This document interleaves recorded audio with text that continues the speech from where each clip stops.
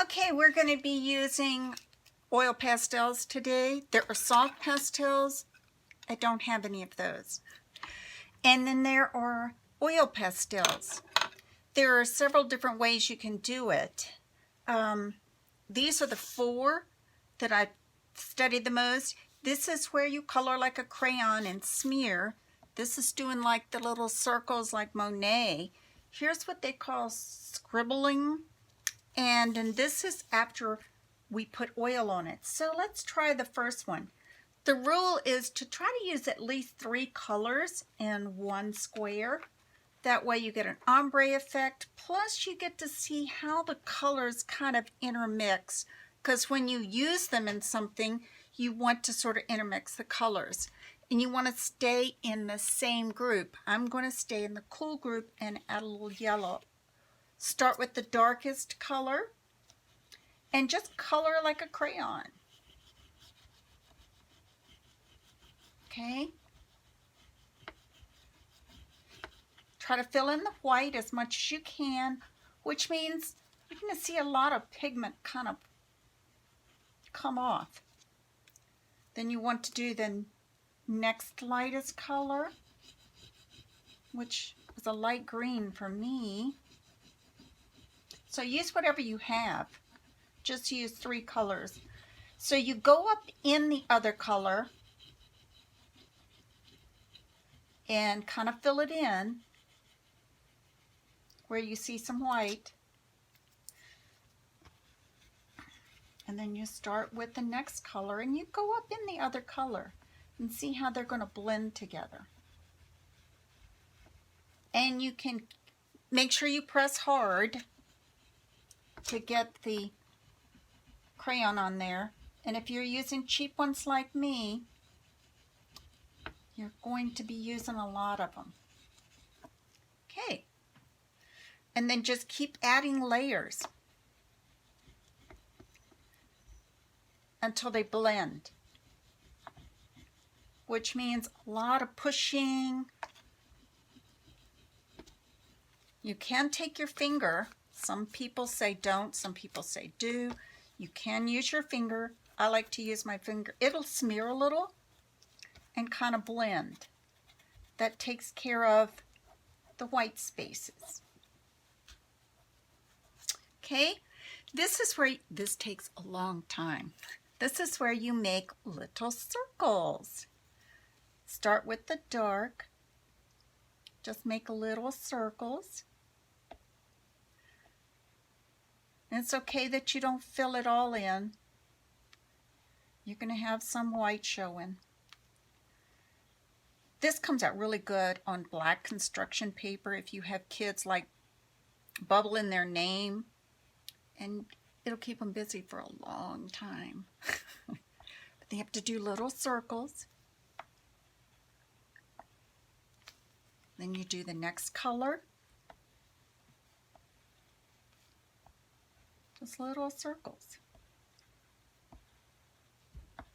It does take a long time, so I'm not going to finish it. I did this one. Okay, then you like, I call it scribbling. I think it's called scrabbling. Just sort of circle and scribble. Just fill it in best you can in a circular motion. And take the next one. This is much faster than the other two. Just go up in there. Make sure you go in the top part and blend it.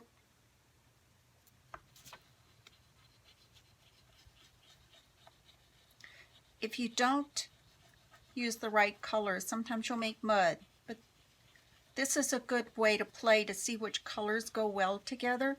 Go up into the yellow.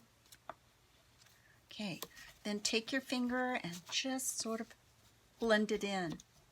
Now, it depends on how dark the colors are. You might want to use a different finger with each color,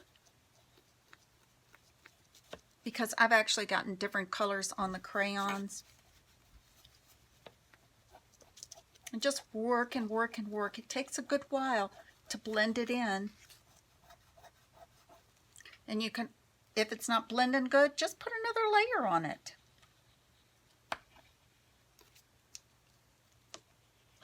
It will blend. Now over here, we're going to do the same thing, except I'm going to try to do it a little faster.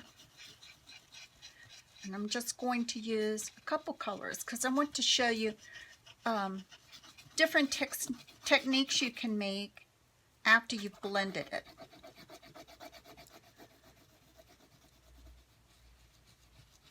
And just make sure you get all the white covered and that you go up in the other color a little bit and blend it.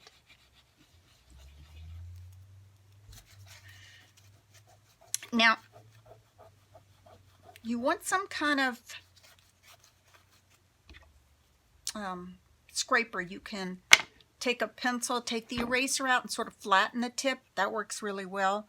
But then you just make marks. You can just do straight marks. Anything that'll sort of pick up the wax and leave the pigment. I don't know if it's picking up on the camera, but it looks kind of cool. Gives it sort of an artistic flavor. Then what I like to do after that, you have to use your brush and kind of make sure you get all the pigment off, or it goes where you don't want it to go.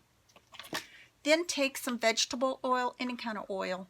It doesn't have to be olive oil. That just seems to be what I have. And then just cover it. You don't want to put it on too thick because then it makes your page oily. And then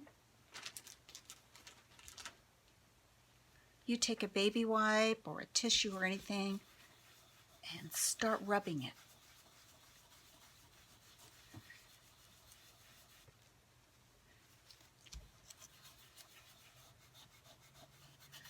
And it looks a lot like watercolor. Now to me, I just soon use watercolor, but it does have a little different if you want to mix it with watercolor. What I like to do a lot of times, and what I do, is I use the black a lot, or a dark color. Mainly I use black. But I will go around something, sort of outline it.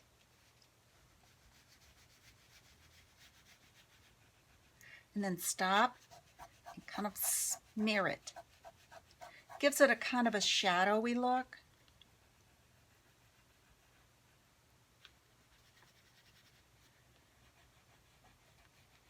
And if you want to practice on a coloring page, I suggest that'd be a good idea. Because these are a lot like crayons. Just a little harder to work with than crayon.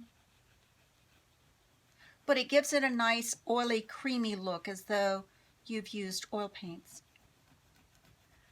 Now see, I don't want to do the whole thing blue.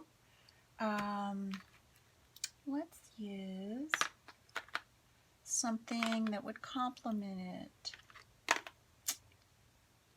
Let's do a green in the middle.